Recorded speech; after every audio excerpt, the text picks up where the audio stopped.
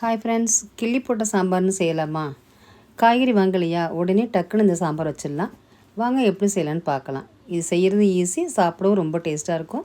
இப்போ 4 தக்காளி, 2 பெரிய வெங்காயம், 4 பூண்டு பல். இப்போ வெங்காயத்தை நல்லா பொடிசாக நறுக்கி வச்சுக்கலாம். இப்போ நறுக்கியாச்சு. இப்போ இந்த பூண்டையும் நல்லா நைஸாக நறுக்கிக்கோங்க.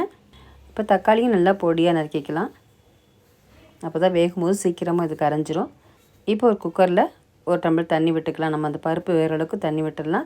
இப்போ அதில் பூண்டு, வெங்காயம், தக்காளி, பச்சை மிளகாவை கிள்ளி போட்டுக்கலாம். இப்படி கிள்ளி போடுறது தான் அதுக்கு பேர் கிள்ளி போட்ட சாம்பார்னு பேர். இப்போ 1 ஸ்பூன் ஜீரகம், 1 ஸ்பூன் மஞ்சள் போட்டுக்கலாம். இப்போ 1/2 கப் துவரம்பருப்பு, 1/4 கப் பாசிப்பருப்பு போட்டுக்கலாம். இது நல்லா கழுவி வாஷ் பண்ணிக்கலாம். அதை எடுத்துக்கலாம். இப்போ இதை குக்கரில் இதையும் சேர்த்துடலாம். ஒன்றா நல்லா கிளறி விட்டுக்குங்க. கிளறிட்டு குக்கரை மூடி 3 விசில் விட்டுருங்க. நல்லா வெந்துடும். இப்போ பாருங்கள், நல்லா வெந்துருச்சு. இப்போ மற்ற வச்சு ஒரு கடைஞ்சிக்கலாம் நம்ம நல்லா. இப்போ தேவையான உப்பு போட்டுக்கலாம்.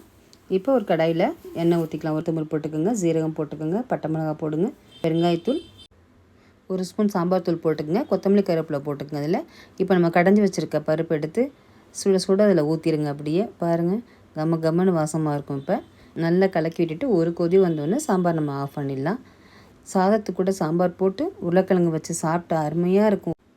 1 ஸ்பூன் நெய் விட்டு கலந்து சாப்பிட்டு பாருங்கள், அருமையாக இருக்கும். இந்த சாம்பார் சாப்பிட்டு இருந்தீங்கன்னா லைக் பண்ணுங்கள், கமெண்ட் பண்ணுங்கள், நம்ம சேனலை ஃபாலோ பண்ணுங்கள். தேங்க்யூ.